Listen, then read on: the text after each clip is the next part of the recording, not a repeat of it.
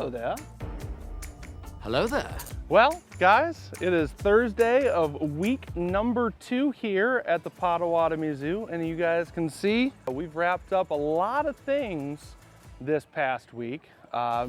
Things didn't go according to plan, but in life, when does it?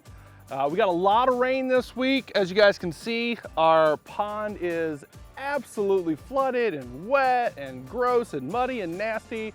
And we've actually got to get that big machine down into that pond to be able to set the backside wall before we can actually continue with anything. And until that pond bed is dry enough to get that machine in there, there's no way we're going to be able to do it. Good news about that is today is actually the last day it's supposed to rain. So this weekend we're going to get some field conditioner down there. We're going to get that pond dried out as best as possible. And so that way, starting next week, that's all going to be focused on the pond.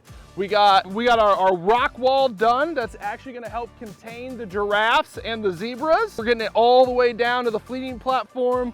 We actually have the top portion of our waterfall finished, completed, tested, running, and it is absolutely beautiful, guys. Oh, it's beautiful. B-E-A-beautiful.